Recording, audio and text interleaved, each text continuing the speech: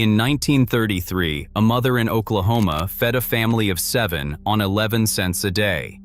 No meat most weeks, no fresh milk, and her children still grew up strong. One of her meals is number 6 on this list.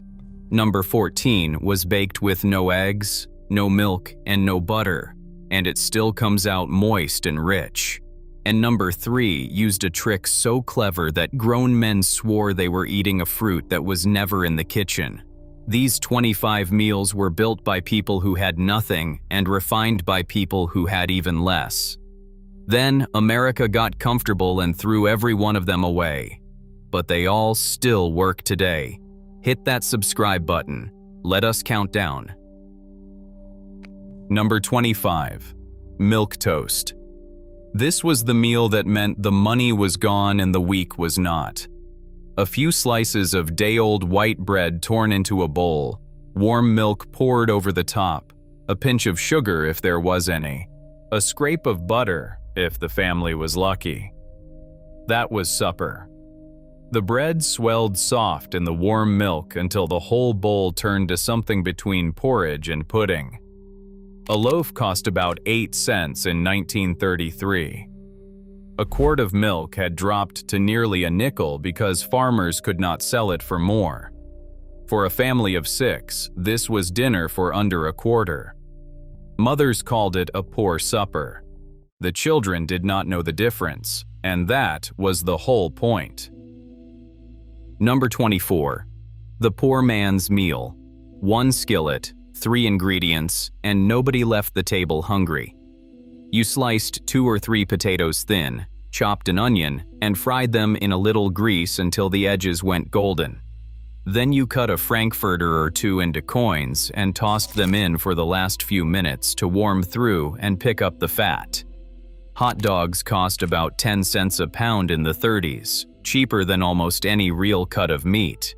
The potatoes stretched the whole thing into a full plate.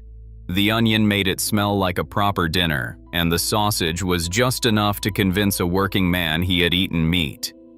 This was the meal that got families through the worst of it, cooked on a single burner with a single pan to wash.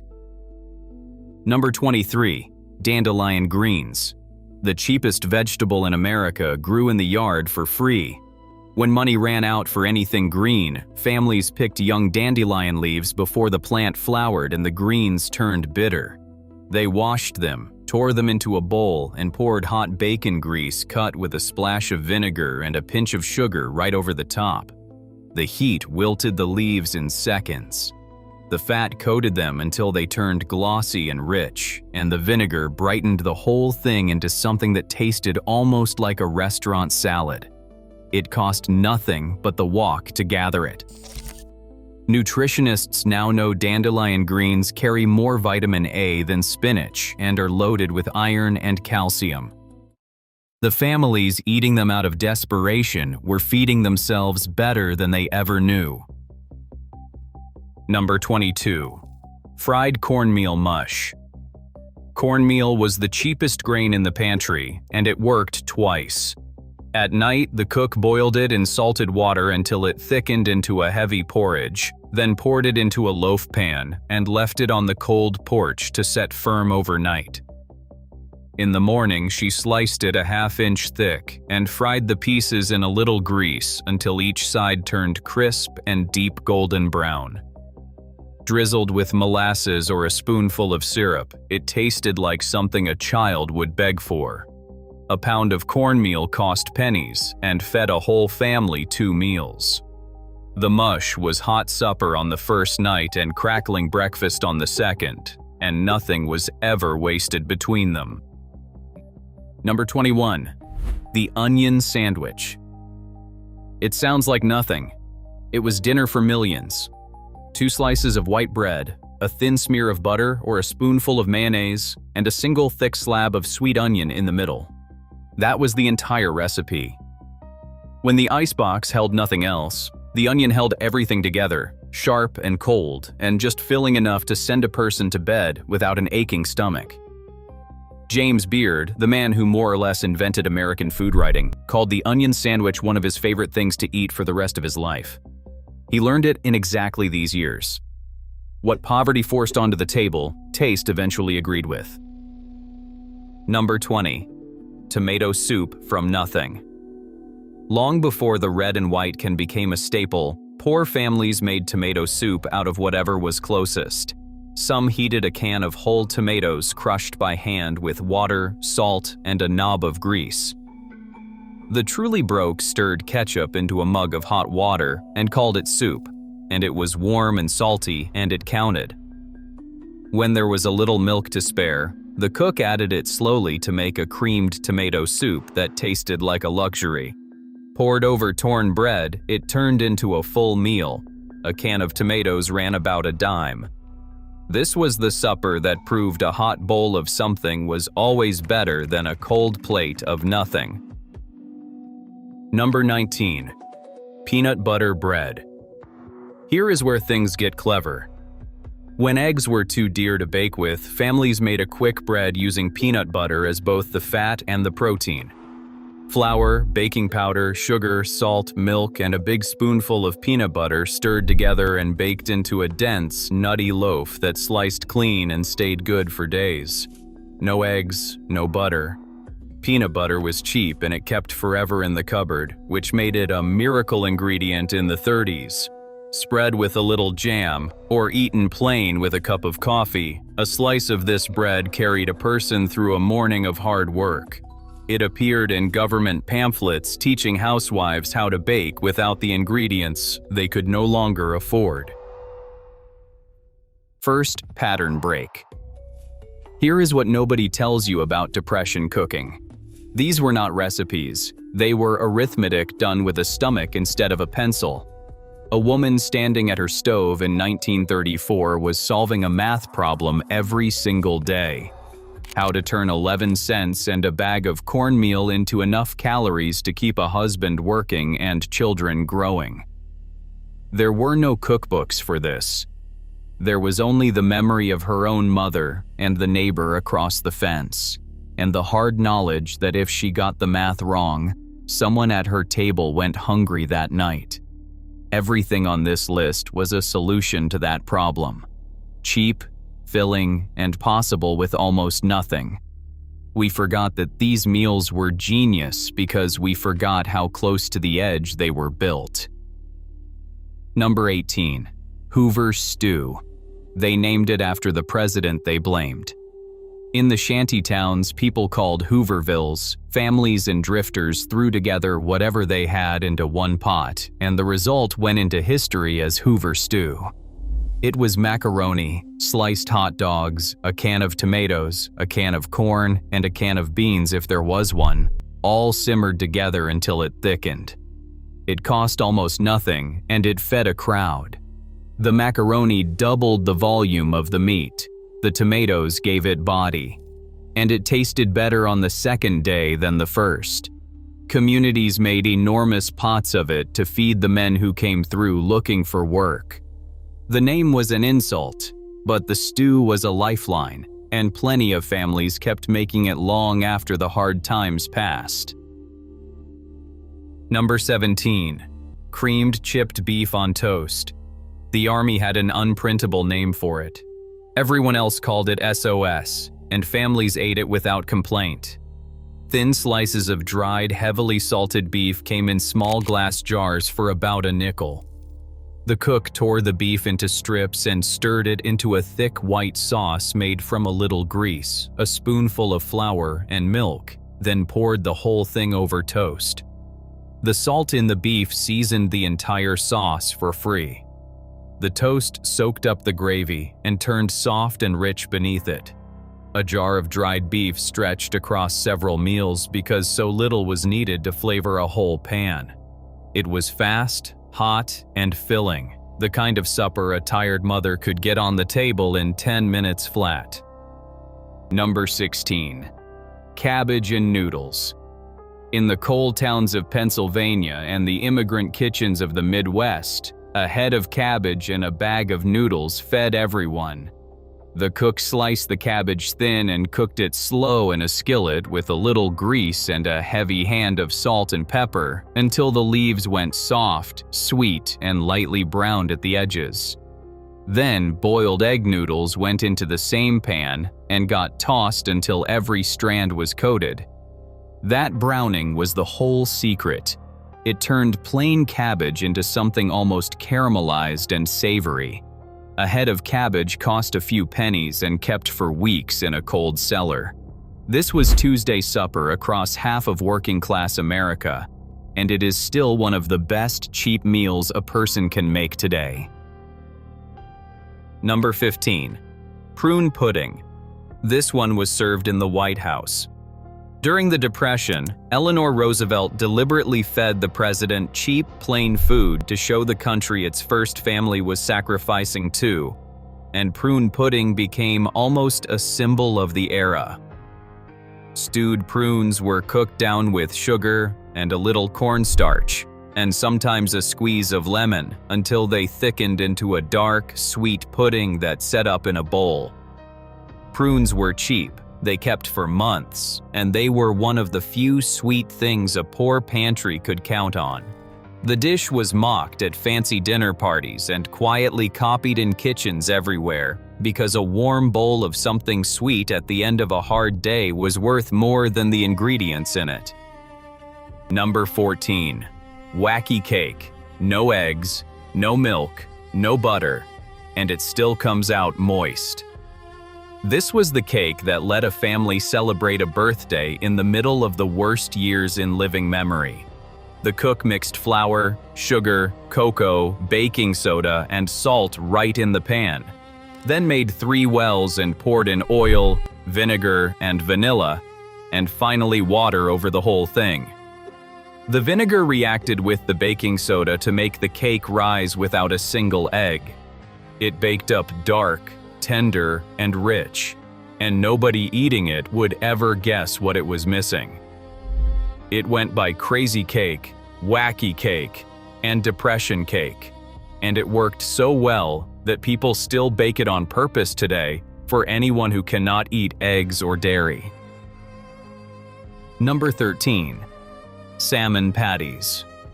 Before tuna took over the pantry, canned salmon was the affordable fish that stretched across the whole country. A tall can of pink salmon cost about a dime, and it was already cooked and ready. The cook drained it, picked out the largest bones, and mashed the rest with cracker crumbs, an egg when there was one, a little chopped onion, and a spoonful of mustard. Shaped into patties and fried until golden and crisp on both sides, they came out with a crackling shell and a soft, creamy center. The soft bones melted right in and quietly added calcium that doctors now recommend for exactly this reason. Served with a wedge of cornbread and whatever vegetable was around, salmon patties were the Friday supper that felt like a treat and cost like a scrap. Second pattern break. Notice what almost every meal on this list has in common. None of it can be marked up. Dried beans, cornmeal, potatoes, onions, cabbage, a can of tomatoes. There is no brand loyalty in a sack of cornmeal and no advertising budget behind a head of cabbage. That is exactly why these meals vanished. The moment America could afford convenience, the food companies were waiting with frozen dinners and cake mixes and cans of soup, all of it priced to profit. They did not need to erase these recipes on purpose. They just made forgetting them feel like success. A boxed dinner said you had made it. A pot of bean soup said you were still struggling. So a whole country traded the cheapest, most nourishing food it had for the story of having escaped it. Number 12. Baked navy beans.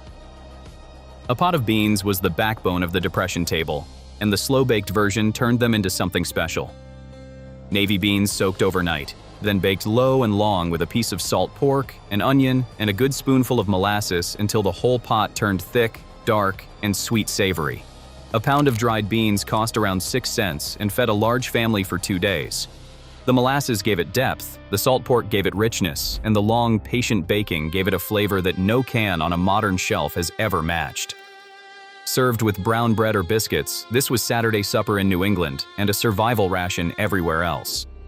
The recipe asked for almost nothing but time, and time was the one thing everyone had. Number 11. Potato soup. On farms across the country, potato soup was not a starter. It was the whole meal. Diced potatoes simmered in water with an onion and a chunk of salt pork until the potatoes broke down and thickened their own broth into something creamy without a drop of cream. A splash of canned evaporated milk at the end made it richer if the family had it. Salt and pepper at the finish, and that was supper. Potatoes came out of the garden or the root cellar for almost nothing. The soup was soft, warm, and filling, and for an older person with bad teeth, it was one of the few meals they could eat comfortably. Children dragged cornbread through the bowl until it was clean. In a poor house, nothing was ever left behind. Number 10. EGG over toast. When there was 1 egg and 4 people, this is how a mother made it stretch. She toasted a slice of bread, cut or tore a hole in the center, and cracked the egg right into the hole in a buttered skillet so the bread and egg cooked together into one piece. The white set into the toast, the yolk stayed soft and rich, and 1 egg became a whole warm breakfast that looked like a real meal. Some families called it egg in a nest. Some called it toad in the hole. A widow raising children alone could feed each of them a slice, using a single egg apiece instead of scrambling 3 into a bowl that vanished in 1 bite. It was portion control born of desperation, and it turned scarcity into something a child actually looked forward to. Number 9. Bean soup. If baked beans were Saturday, bean soup was every other day of the week.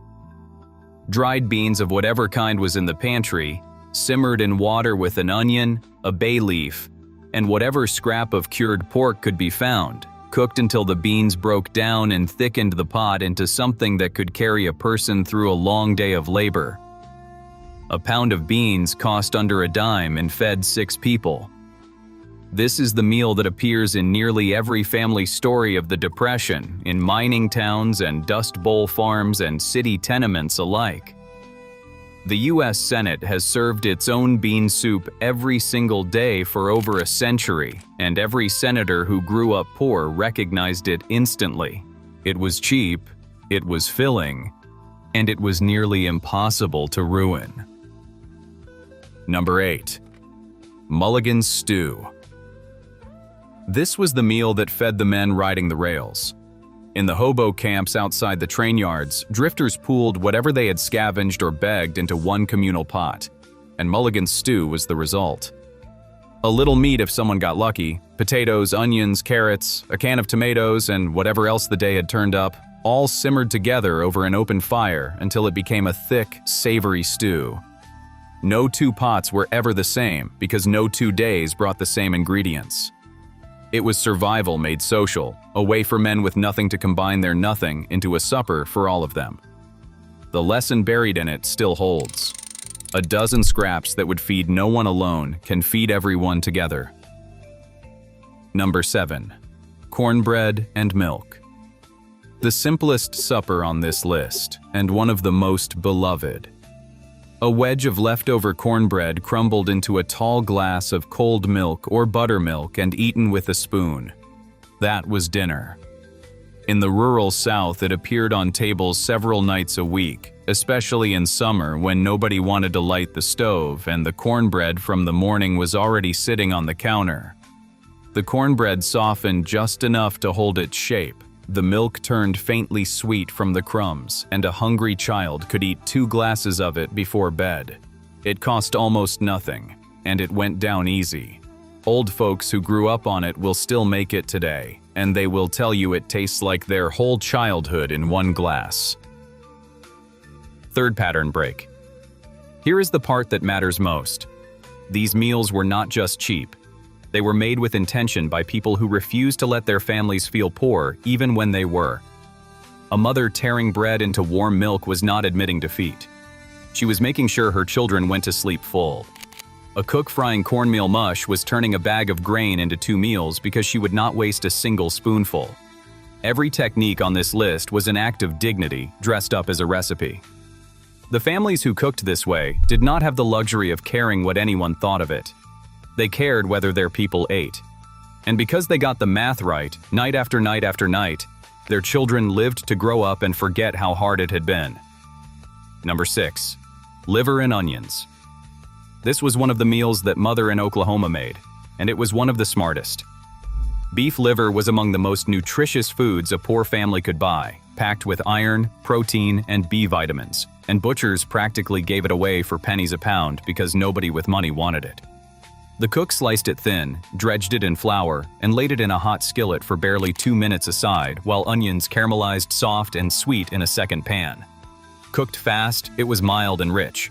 Cooked too long, it turned tough and bitter, which is why a whole generation grew up hating it. Done right, with that pile of golden onions on top, it was a complete meal that fed a body better than food costing 10 times as much. Number 5. Chicken and dumplings. A hen too old to lay eggs was too valuable to waste, and she became the best meal of the week.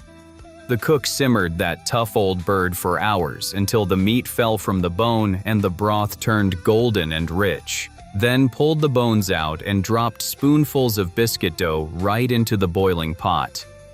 The dumplings puffed up into soft, pillowy clouds that soaked in the chicken flavor as they cooked, and the whole pot thickened into something between a soup and a stew. A single stewing hen cost far less than a young frying chicken and fed a family for days. This was the meal that appeared when someone was sick, when a neighbor was grieving, when the weather turned cold. It was care you could put in a bowl. Number 4. Hamburger gravy over potatoes. The farmers called it poor man's steak. Mothers called it hamburger gravy. Children just called it supper and asked for more. Cheap ground beef browned in a cast iron skillet with a diced onion, then a spoonful of flour stirred in to coat it, then milk poured over slowly until the whole thing bubbled up into a thick, savory gravy studded with browned meat. Poured over a mountain of mashed potatoes, it fed a large family for next to nothing. The gravy soaked down into the potatoes so every bite carried both, heavy and rich and deeply filling in the way only starch and fat can be. It had no elegant name and it needed none. From farm kitchens to city apartments, this was the supper that made a single pound of beef feel like a feast. Number 3. Mock apple pie. Here is the trick that fooled everyone. When apples were out of season or out of reach, families baked a pie with no apples in it at all, and grown men swore they were eating fruit. Broken crackers were layered into a pie shell and covered with a syrup of sugar, water, cream of tartar, cinnamon, and a squeeze of lemon, then baked under a top crust until it bubbled and browned. The crackers softened and swelled into slices that looked and tasted uncannily like cooked apple, and the cream of tartar gave the syrup the exact tartness of real fruit. The recipe got so famous it was printed right on the cracker box for decades. It cost a fraction of a real apple pie, and it turned a pantry of scraps into a dessert good enough to serve company. Number 2. Vinegar pie. Fresh fruit was a fantasy in the lean winter months, but a family could still make a pie that tasted like sunshine. Vinegar pie was built from pure pantry staples, a filling of vinegar, sugar, eggs, flour, and a little vanilla or nutmeg baked into a shell until it set. The acid in the vinegar mimicked the bright tang of lemon well enough to fool a tongue that had not tasted citrus in months. It came out smooth, sweet, and just tart enough to taste like something special after weeks of heavy starch and beans. It cost almost nothing because everything in it was already in the cupboard. Frontier cooks and Depression mothers alike swore by it, and anyone who tasted it once tended to ask for it again. Number 1. Beans and cornbread. At the top of this list is the meal that kept more American families alive through the hard years than any other, and it is almost gloriously plain. A pot of pinto beans started soaking the night before, then simmered all day with a ham hock or a piece of salt pork and nothing but salt and pepper for seasoning. By supper, the beans had broken down at the edges, thickening the pot liquor into a rich, dark broth that tasted like far more than what went into it. Cast iron cornbread baked while the beans cooked, and you crumbled it right into the bowl and ate the whole thing with a spoon. A pound of beans cost a dime. The ham hock was a scrap the butcher nearly gave away. In the mountains south, this appeared on the table 5 or 6 nights a week, and it built generations of Americans who worked in mines and mills and never once asked for anything fancier. Nothing in the American kitchen has ever done more for less. Here is my challenge. Make one of these this week. Just one. The potato soup, the wacky cake, the beans and cornbread your great-grandparents made without a second thought. Then come back and tell me if it was as plain as you expected, because I made the mock apple pie and I still cannot believe there were no apples in it.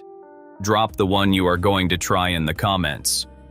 I want to know if the beans and cornbread gets more love than the liver and onions.